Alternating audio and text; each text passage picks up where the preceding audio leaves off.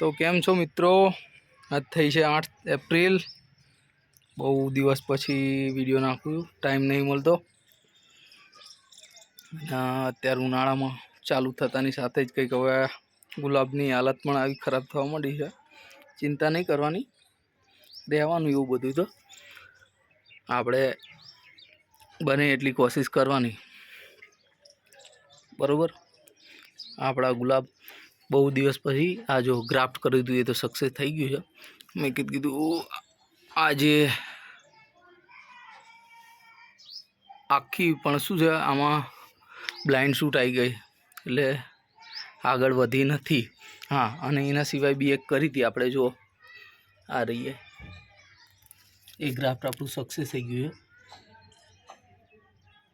છે। હવે જો આ મિનિએચર વેરાયટીમાં મેં જે ટાઈગર રોઝ આવે છે એની વેરાયટી એડ કરી દીધી છે, બરાબર છે। આ લાલ બહાદુર, અને અત્યારે તો આ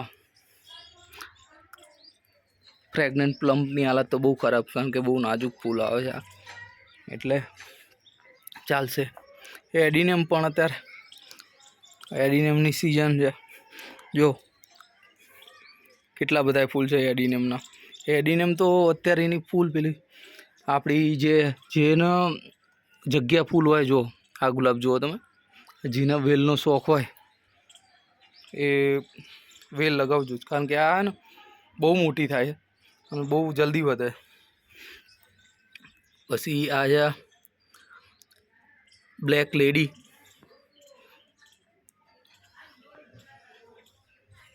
હજુ આની ગ્રાફ્ટ આપણે આમાં કરી હતી, મેં તમને આગળ બતાવ્યું ને, એમાં એ થઈ જશે।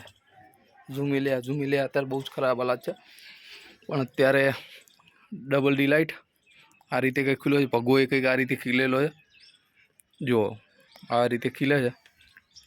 અને હા, હું આજે એટલે વિડીયો બનાવવાનું મેન કારણ, ટાઈમ તો અત્યારે નહીં પણ આની અપડેટ આપવા માટે, કારણ કે આ મારું સૌથી પ્રિય કોલકાતા 300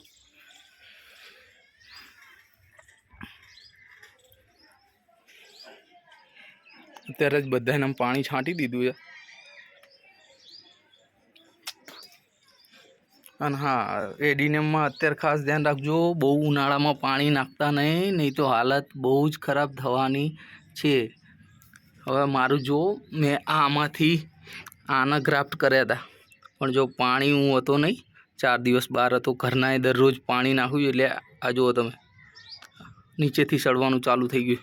બચાવવાની પૂરી કોશિશ કરીશ।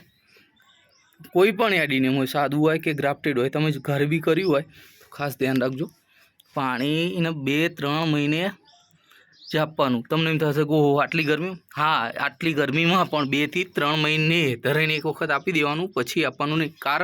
કારણ કે ડિઝર્ટ રોઝ નામ જ એનું એવું છે કે રણનું ગુલાબ, તો પછી એને જરૂર જ નહીં। હા, જોઈએ કોઈક વાર, અને શાવરિંગ કરવાનું આવી ગરમીમાં ખાસ ધ્યાન રાખજો। ચલો એપ્રિલમાં તો એટલું બધું વાંધો નહીં આવે, બરાબર છે, પણ હવે આવનારા દિવસોમાં જે લોકોનો ટાઈમ હોય ખાસ ધ્યાન રાખજો શાવરિંગ કરવાનું, નહીં તો બચાવવા ગુલાબ બહુ અઘરા પડશે। અને ઉપર 50% વાળી આવી ગ્રીન નેટ તો લગાવવાનું ભૂલતા જ નહીં। હા, જે લોકોનો પેલું સ્પેર આવે છે ડાયરેક્ટ ઉપરથી ને લગાવેલું હશે, એને કોઈ જ વાંધો નહીં આવવાનું, કારણ કે એ તો ટાઈમર સેટ કરી દે એટલે એના ટાઈમથી એ ચાલુ જ રહેશે, કલાકે 10-15 મિનિટ ચાલુ રહેશે, એટલે ગુલાબનો કોઈ જ વાંધો નહીં આવે। પણ આપણા જીવન મરવા માંડશે ગુલાબ, એટલે ખાસ ધ્યાન રાખજો શાવરિંગ કરવાનું, બરાબર।